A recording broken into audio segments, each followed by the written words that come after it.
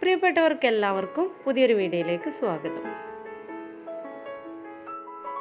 May മാസം എൻ്റെ ജീവിതത്തിൽ വളരെ പ്രാധാന്യമേറിയ ഒരു മാസം തന്നെയാണ്.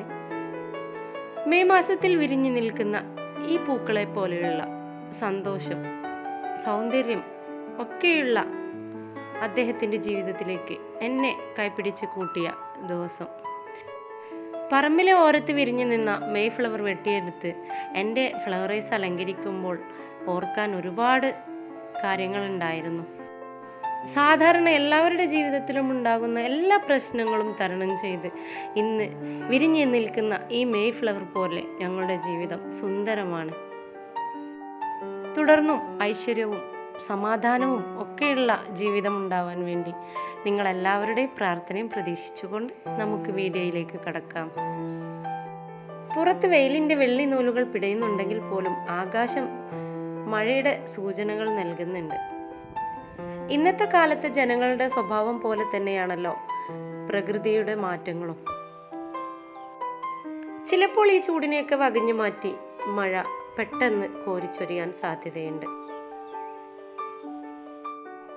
അതെ, അകമ്പടിയില്ലാതെ പാഞ്ഞെത്തിയ മഴ ധൃതി പിടിച്ച എൻ്റെ യാത്രയെ തടസ്സമാക്കാതിരുന്നാൽ മതിയായിരുന്നു. എത്രയും പെട്ടെന്ന് വീട്ടിലെത്താനുള്ള ശ്രമം.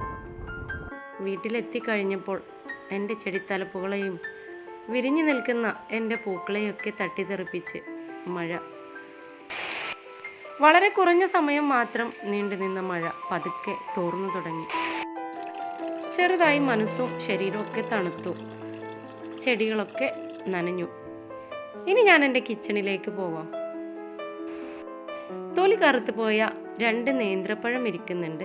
അത് ഞാൻ ഇതുപോലെ തൊലി കളഞ്ഞെടുത്തിട്ടുണ്ട്. അതിലേക്ക് കുറച്ച് കരിഞ്ജീരകം എടുത്തിട്ടുണ്ട്. ഒരല്പം അരിപ്പൊടിയും ചേർത്ത് കൊടുത്ത് 2 ടീസ്പൂൺ കടലമാവ്, പിന്നെ നമുക്കൊരല്പം അവിലും ചേർത്ത് കൊടുക്കാം.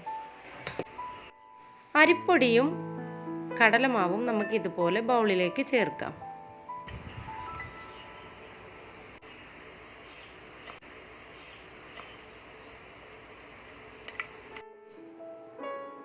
ശേഷം നമ്മൾ എടുത്തു വെച്ച പഴം നമുക്ക് മിക്സിയിലിട്ട് അതിലേക്ക് അവിലും കൂടെ ചേർത്ത് നന്നായി അരച്ചെടുക്കാം.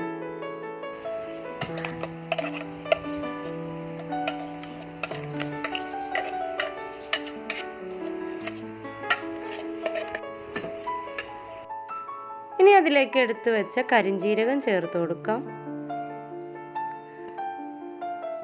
2 ഏലക്കായ ചേർത്ത് കൊടുക്കാം.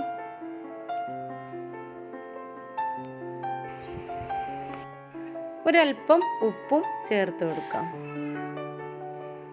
ഇനി നന്നായി നമുക്കിത് മിക്സ് ചെയ്ത് നല്ല ടൈറ്റ് പരുവത്തിലാക്കി എടുക്കണം. ഇതുപോലെ നമ്മൾ കുഴച്ച് നല്ല പത്തിരിയുടെ ലെവലിലാക്കി നമ്മൾ എടുത്തതിന് ശേഷം പരത്തി ഗ്ലാസ് കൊണ്ട് ഇതുപോലെ കട്ട് ചെയ്തെടുക്കാം. ഇനി നമുക്കിത് കുഴൽ വെച്ചൊന്ന് പരത്തി ഉരുട്ടിയെടുക്കാം.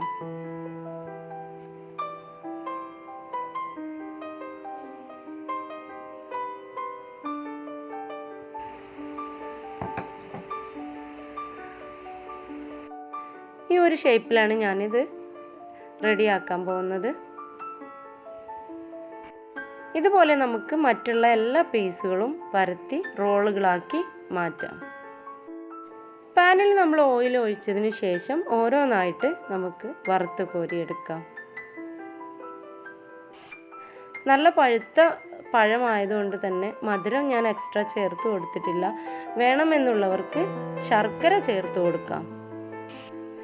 നമ്മുടെ സ്നാക്ക് റെഡി ആയിട്ടുണ്ട്. നല്ല മൊരിഞ്ഞ് നല്ല ബ്രൗൺ കളറായി മാറിയിട്ടുണ്ട്. ഏകദേശം 5-6 ദിവസം ഇത് കേടുവരാതെ നമുക്ക് സൂക്ഷിക്കാൻ പറ്റുന്ന ഒരു സ്നാക്ക് കൂടിയാണ്.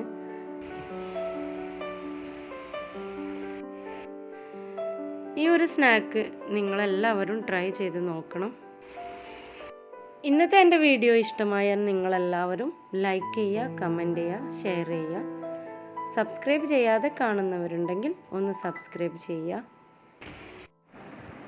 വീണ്ടും ഒരു പുതിയ വീഡിയോയുമായി വരുന്നത് വരെ എല്ലാ കൂട്ടുകാർക്കും നന്ദി, നമസ്കാരം.